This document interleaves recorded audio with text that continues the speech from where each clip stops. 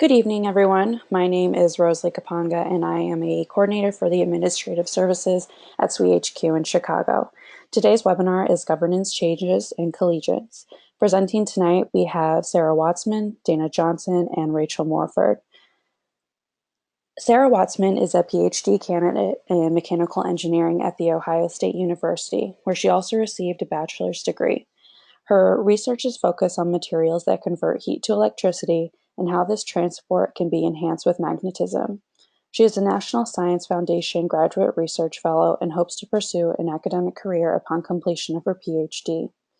Sarah has been a member of SWE since her first year of undergrad and has since served at all levels of the society, including collegiate section president, regional collegiate representative, and leadership coach. Currently, Sarah is the collegiate director. Dana Johnson is a senior commercial management manager for GE Energy Connections, where she is responsible for leading proposal teams of up to 30 people. Dana earned her BS in Civil Engineering and her Master of Engineering Management from Valparaiso University. Dana received the SWE Distinguished New Engineer Award in 2011. She has served at all levels of the society, including currently serving as Region H Senator and Governance Task Force member. She has previously served as Collegiate Section Vice President, Region H Lieutenant Governor, and Collegiate Section Counselor. Rachel Morford is a project leader for the Aerospace Corporation, where she supports the U.S. Air Force military satellite communication systems, existing and future international partnerships. Rachel earned both her bachelor's and master's degrees in electrical engineering from the University of Southern California. Rachel has been a member of SWE since she served as a collegiate leader and has since served at all levels of the society, including as a collegiate section vice president, chair of the Collegiate Leadership Coaching Committee, and Region B governor. Rachel has received the SWE Distinguished New Engineer Award in 2015. She is currently serving as the Deputy Director of Regions. Questions can be submitted during the webinar, and I will read them off at the end to be answered. Let's begin. Sarah will be taking the floor first.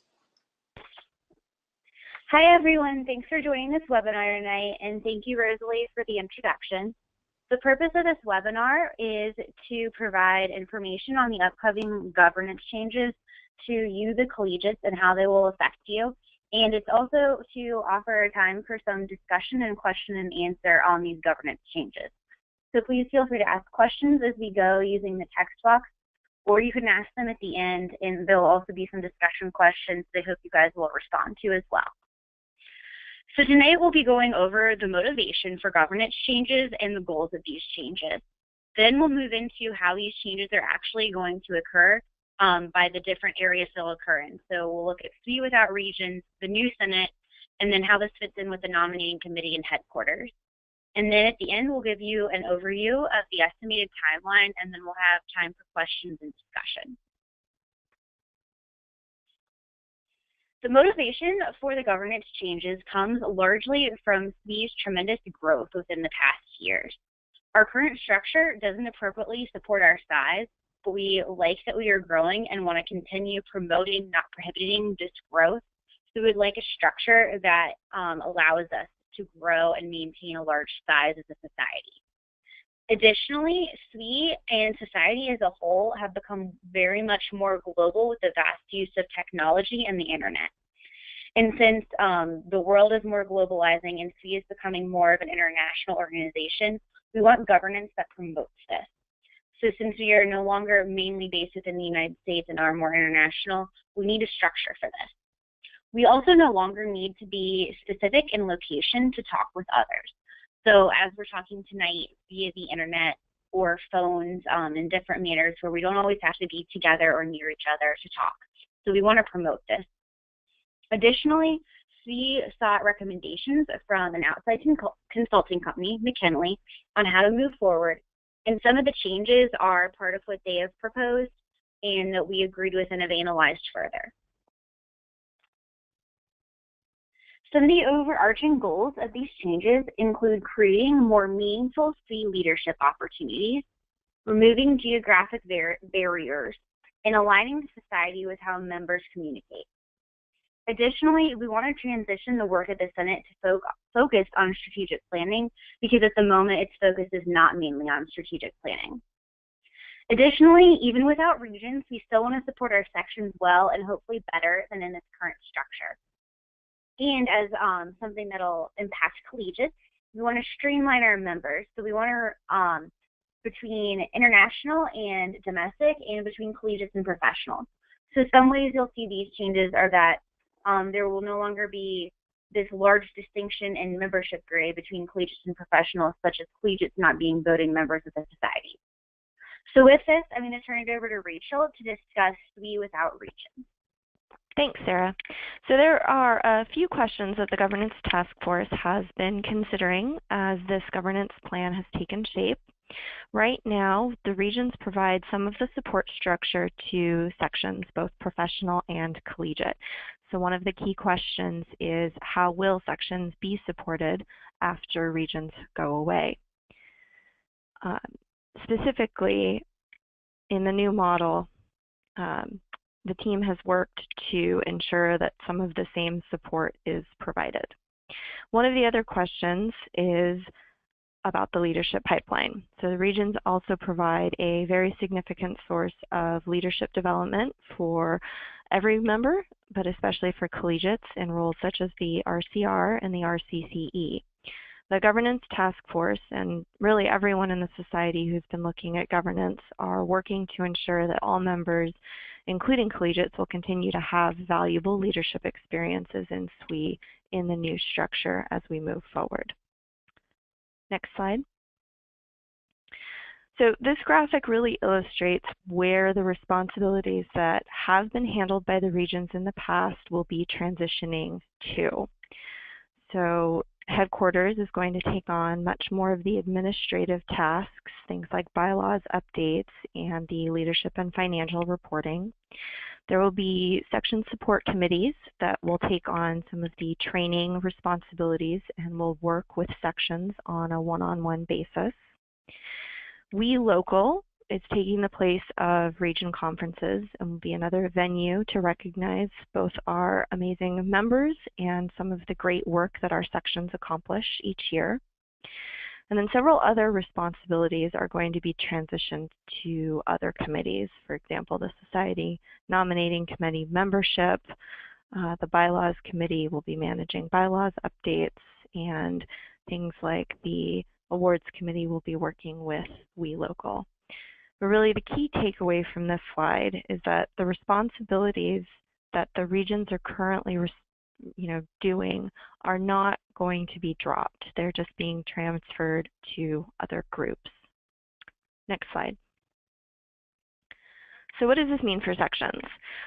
There's certainly going to have to be some structural changes, including updated bylaws and things like the section representative positions that exist in professional sections will go away. That also means that for the collegiates, the role of the region collegiate representative will go away. The section support committees will provide the section leadership and membership support, and headquarters is going to take on the additional logistical responsibilities for things like new section formation and ensuring that we have a consistent SWE identity, which includes programming for things like We Local, as well as logo usage throughout all of our social media accounts and online presence. Next slide. The Section Support Committee has a few logistical steps as well, including things like role definition, material development, and committee procedural documentation creation. So the idea is that the Section Support Committee or committees will have subject matter experts that will help sections with specific areas that they may have concerns about. So increasing membership, managing effective meetings, things of that nature. The idea is also that this committee will have a specific person that you can reach out to in your section as a POC. So as a section member, you can reach out, or a section leader, excuse me, you can reach out to a specific point of contact on the section support committee and have your questions answered. I will now be turning it over to Dana to discuss the Senate. Thanks, Rachel. There's a couple of questions that we were looking to answer about the Senate, and those questions include what the new strategic body would look like, including whether or not we would keep the name the Senate, how collegiates would be represented within the body, and will collegiates and professionals be both concurrently running for those positions.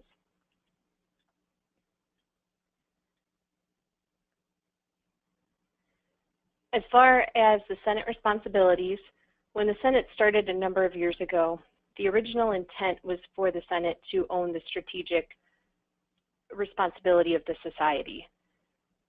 That being said, much of what the Senate does today is not strategic.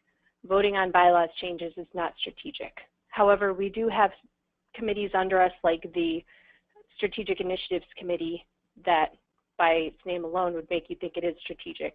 And that's looking at things that would come on the SWE radar within 3 to 5 years that we would see as, an opportunity, something we could build up as a strength. For example, a couple of years ago, they looked at men as diversity partners. That being said, what we envision the Senate taking over would be that 5-year strategic plan. Currently, this is owned by the Strategic Planning Committee, and so that would move over to the Senate, and they would create and own that. The Senate would also be evaluating the various SWE strategic objectives and how they relate to that strategic plan. And then, of course, to stay on top of that strategic plan, there's annual evaluations that happen every year as far as how well SWE's programs are aligning with the SWE strategic objectives and what gaps might need to be filled. Some things that the Senate will maintain include strategic initiatives, as we talked about that committee. The Senate will continue to make recommendations to the Board of Directors. They will continue to have a handful of face-to-face meetings a year during which they conduct their business. And they will also, the senators will represent the SWE membership. Currently, our constituents are the SWE members that will remain. As far as logistics for the new Senate, there's a number of competencies that the nominating committee would use to fill those roles. And we would be looking for people that have strategic planning as a skill set and collaboration and teamwork. We would also be using the competency model that SWE currently has for its leaders, but we would be working to ensure that in addition to collegiate voice, global member voices are heard as well. The plan for the composition of the Senate is that there would be up to 24 voting members. 21 of those would be elected and 3 would be appointed by the Board of Directors. As it is now, the Board of Directors makes up non-voting members of the Senate, and that would continue. As far as selection, the nominating committee would vet the candidates using the competency model we discussed, which is similar to the Board of Directors process now. And they would be serving 3-year staggered terms, which would mean that there would be 7 elected every year. And with that, I will turn it back over to Sarah.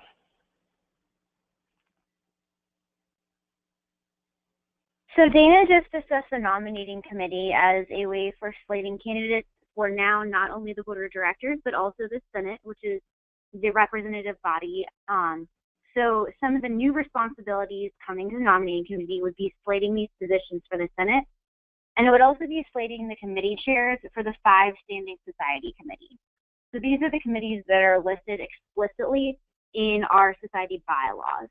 And those committee chairs then would go through the nominating committee rather than a different route. Additionally, the nominating committee itself would have to make some improvements and changes among its membership. Currently, nominating committee members are based on regional representation, so regions have a rep to the nominating committee. But now we would want the membership of the nominating committee to be based on those leadership competencies that Dana just mentioned. Additionally, the nominating committee would maintain a database or a pipeline of potential candidates for future positions. So maybe we have a collegiate who shows really strong leadership skills that might not necessarily qualify for some of these higher positions yet, but there would be in the pipeline. So someone like that would be listed in this database. There would also be a process for nomination to leadership positions, and the nominating committee would also provide feedback to the candidates. So let's say that you apply for a position and the nominating committee does not slate you for it. They would then provide you feedback on what you could do to improve or work on in the next few years so that you would actually fulfill requirements or the nominating committee would slate you for that position. So now we're going to go back to Rachel and for a discussion on headquarters. Thanks, Sarah. So I spoke earlier about a few of the new responsibilities that headquarters was going to be taking on. So this slide shows them broken down by the specific groups. So for the nominating committee, headquarters is going to be taking on a lot of the administrative work for collecting candidate information, setting up interview times, and other candidate logistics that the nominating committee members currently handle themselves.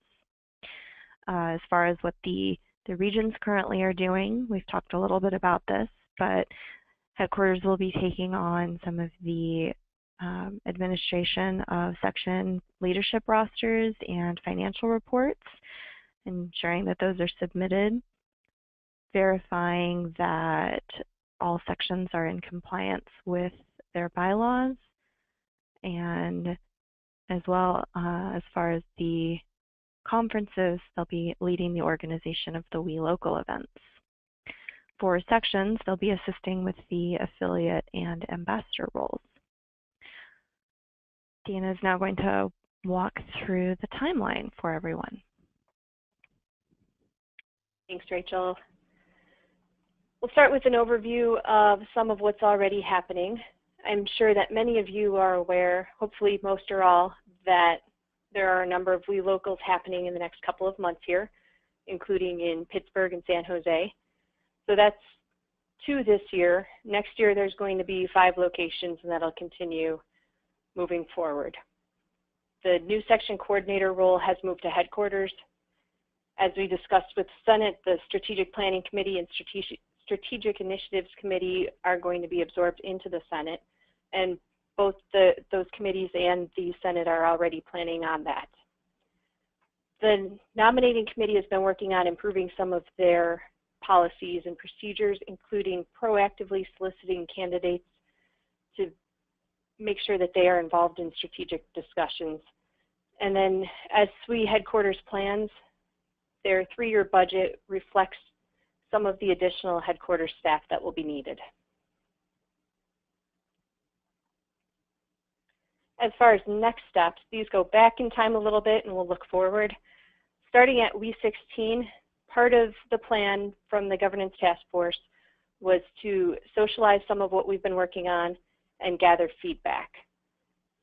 Starting shortly after conference through early next month, including right now, we've got calls with stakeholders, such as this one, where we are gathering additional feedback, making sure that as many people as possible have access to understanding what some of the different paths are that we're taking to improve the governance structure moving forward.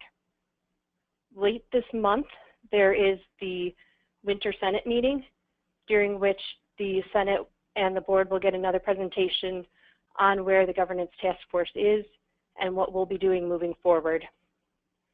And then late this year, there will be the finalizing of whatever implementation plans we recommend, and we'll be working on that with key SWE groups. And then June of this year, the plan is that the detailed logistics and implementation plan will be done, and if the Governance Task Force or something resembling the Governance Task Force is necessary next fiscal year, we'll determine that as well.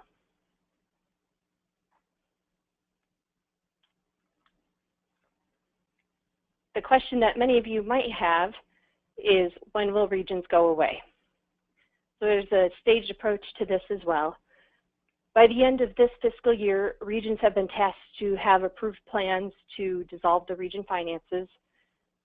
Because of the We Locals replacing region conferences, the last region conferences will be held this year. the final region elections for one last round of region officers will be held this spring.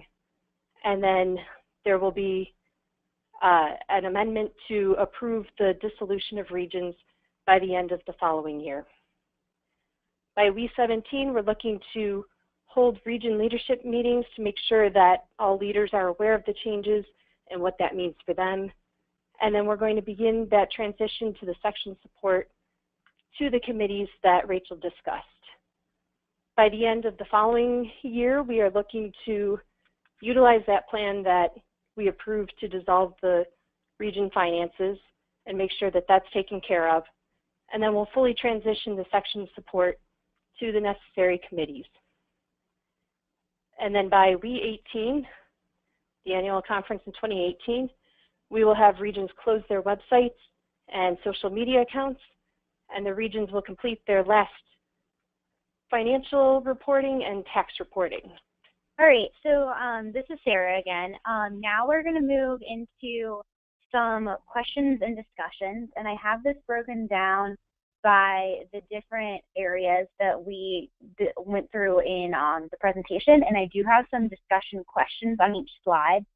But if you guys have other questions you'd like to bring up or concerns, then now is also an appropriate time to do that. So don't feel like you have to be restricted just to the discussion question that we have written here. So the first topic is SWE without regions. And one of the questions here is relating to the fact that since regions are going away, higher level outside of your section positions for collegiates will be transitioning to society committees, and emphasis will be put there. But collegiates have historically had trouble being seen as productive members of these committees. So what should change to allow collegiates to contribute with value here? The other one I have is, will collegiates be allowed to hold leadership roles within these committees? So I think there's a raise your hand function in the GoToWebinar, and Rosalie will let you talk if you raise your hand on there. We don't have any hands raised for that, but we do have a question if you'd like to answer that one, Sarah. Okay. Does the nominating committee currently give no feedback to candidates which are not slated? Actually, this is Dana. I just sent a chat back, and Sarah, you can weigh in too, but they do give feedback. They're just improving the process. And I would add one thing, this is Rachel. They actually provide feedback to all candidates who are nominated for positions, both those who are slated and those who are not. Correct. And to piggyback on what Rachel said, even if you are slated, you do get positive and constructive criticism as feedback. Does anybody have any general questions on the dissolution of regions or how this is going to affect collegiates, or any opinions that they would like to share here before we move on to the next topic?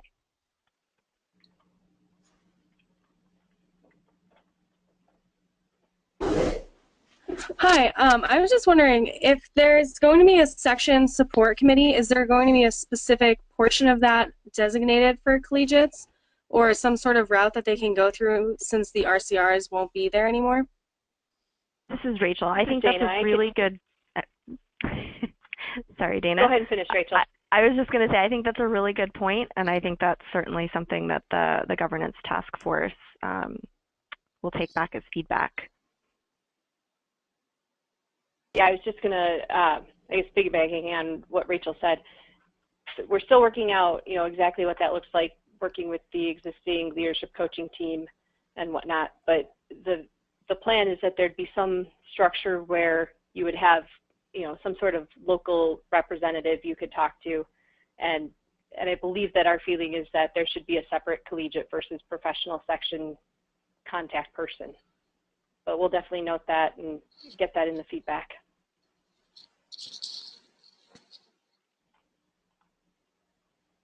All right, it doesn't look like anybody else has their hand raised on this topic, but that doesn't mean if you don't think of anything, you can't bring it up. But I'm going to go to the next slide. So this is the new Senate. And currently, we have a collegiate senator for every region. And in this new Senate structure, we're just going to have senators, so there won't be a distinction. So the questions here are, how should the collegiate voice be represented in this new Senate? And if you noted earlier, the new Senate term length is going to be 3 years, whereas currently it's 2 years for professionals and 1 year for collegiates. So that question is, should there be a distinction in term length between collegiates and professionals?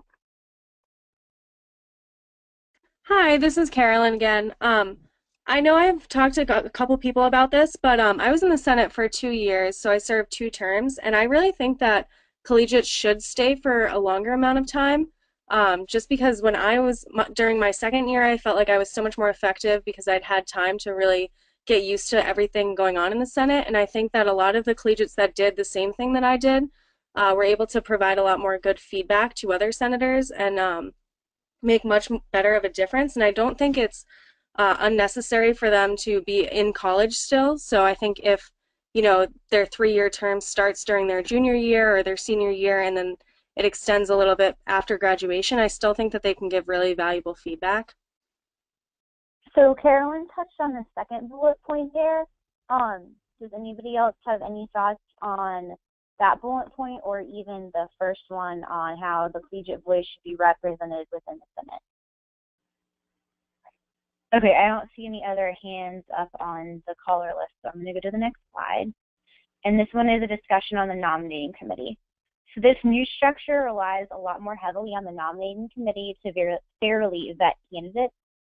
And I know I have heard the opinion recently that collegiate experience isn't always valued as the same as professional experience.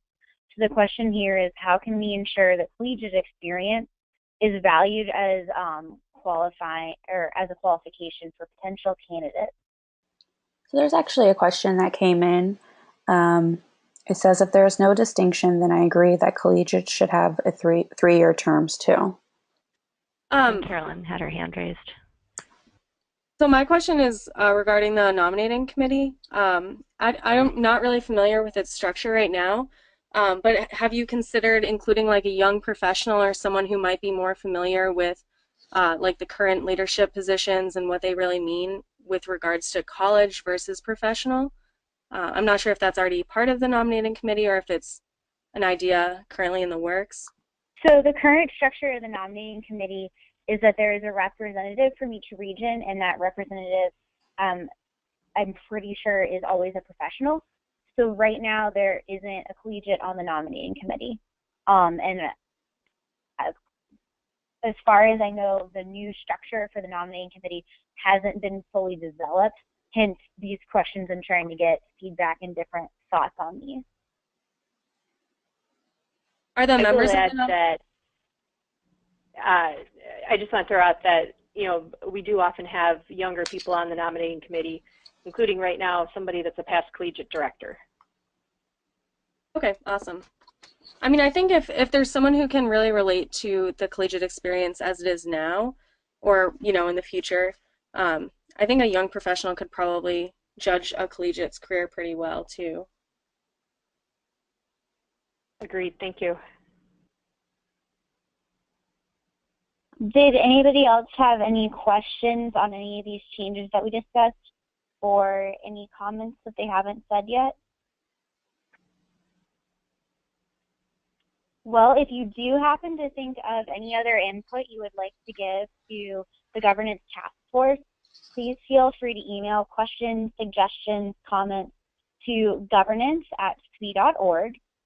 Also, if you're looking for more information, you can go to the governance website, which is governance.swe.org, and that website is kept up to date constantly with the latest information that the society has on these governance changes. So with that, I just wanted to thank everybody for listening today, and Dana and Rachel for also participating as presenters in this call.